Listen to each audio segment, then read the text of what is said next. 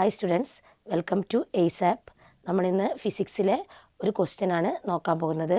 അപ്പം ഒരു PYQ question. അപ്പോൾ നമുക്കൊന്ന് നോക്കാം.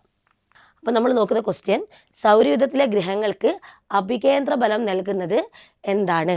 ഓപ്ഷൻ ഉണ്ട്. ഭൂമിയിൽ നിന്നുള്ള ഗുരുത്വാകർഷണം, ഗ്രഹങ്ങളിൽ നിന്നുള്ള ഗുരുത്വാകർഷണം, സൂര്യനിൽ നിന്നുള്ള ഗുരുത്വാകർഷണം, ചന്ദ്രനിൽ നിന്നുള്ള ഗുരുത്വാകർഷണം. അപ്പോൾ അഭികേന്ദ്ര ബലം എന്ന് പറഞ്ഞു കഴിഞ്ഞാൽ വൃത്തപാതയിൽ കറങ്ങുന്ന വസ്തുക്കൾക്ക് വൃത്തകേന്ദ്രത്തിലേക്ക് അനുഭവപ്പെടുന്ന ബലമാണ് അഭികേന്ദ്ര ബലം. അപ്പോൾ അഭികേന്ദ്ര ബലം വരിക വൃത്തത്തിൻ്റെ കേന്ദ്രത്തിലേക്കാണ് അഭികേന്ദ്ര ബലം അനുഭവപ്പെടുക.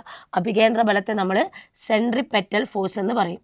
സെൻട്രിപെറ്റൽ ഫോഴ്സ്, അഭികേന്ദ്ര ബലം. അപ്പോൾ ഇവിടെ പറഞ്ഞത് സൗരയൂഥത്തിലെ ഗ്രഹങ്ങൾക്ക് അഭികേന്ദ്ര ബലം നൽകുന്നത് എന്താണ് എന്നാണ് ചോദിച്ചത്. അപ്പോൾ സൗരയൂഥത്തിൽ 8 ഗ്രഹങ്ങളുണ്ട്.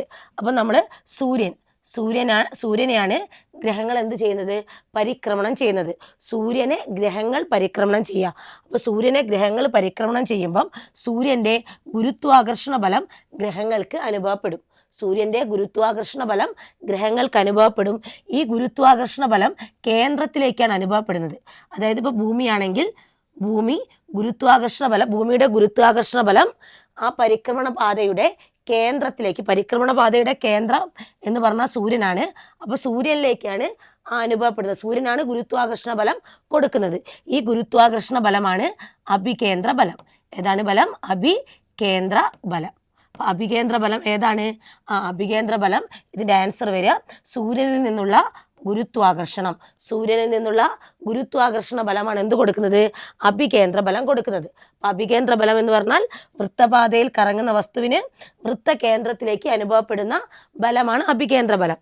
അഭികേന്ദ്ര ബലം ഉണ്ടെങ്കിൽ വൃത്തകേന്ദ്രത്തിൽ നിന്ന് പുറത്തേക്കൊരു ബലം കൂടി അനുഭവപ്പെടും. അതാണ് അപകേന്ദ്ര ബലം. വൃത്തകേന്ദ്രത്തിൽ നിന്ന് പുറത്തേക്ക് അനുഭവപ്പെടുന്ന ബലമാണ് അപകേന്ദ്ര ബലം. അപകേന്ദ്ര ബലം സെൻട്രിഫ്യൂഗൽ ഫോഴ്സ്. സെൻട്രിപെറ്റൽ ഫോഴ്സും സെൻട്രിഫ്യൂഗൽ ഫോഴ്സും.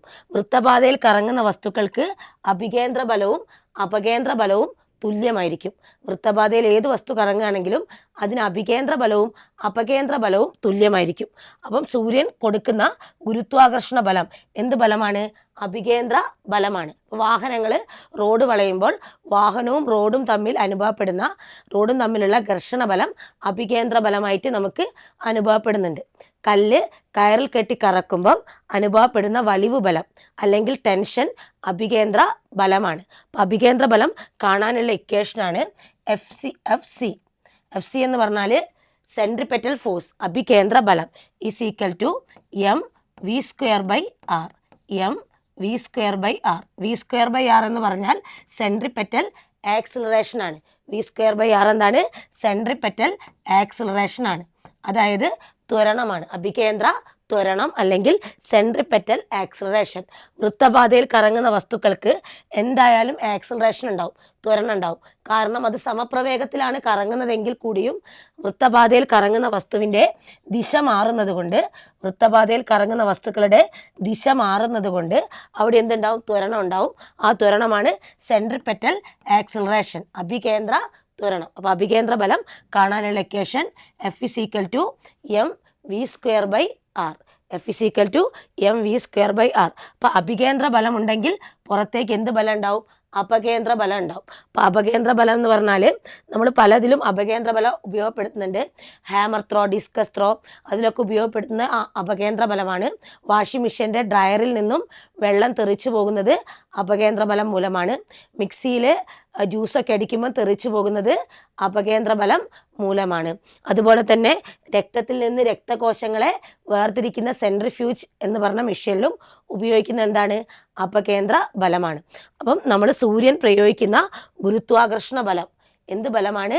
അഭികേന്ദ്ര ബലമാണ്. അപ്പോൾ വൃത്തപാതയിൽ കറങ്ങുന്ന വസ്തുക്കൾക്ക് കേന്ദ്രത്തിലേക്ക് അഭികേന്ദ്ര ബലവും വൃത്തകേന്ദ്രത്തിൽ നിന്ന് പുറത്തേക്ക് അപകേന്ദ്ര ബലവും അനുഭവപ്പെടും. അഭികേന്ദ്ര ബലം നഷ്ടപ്പെട്ടാൽ വസ്തു എന്ത് ചെയ്യും? തെറിച്ചു പോകും. അതായത് പുറത്തേക്ക് തെറിച്ചു പോകും. അഭികേന്ദ്ര ബലം ഉള്ളത് കൊണ്ടാണ് എന്ത് ചെയ്യുന്നത്? ഗ്രഹങ്ങൾ സൂര്യനെ വൃത്തപാതയിൽ കറങ്ങുന്നത്.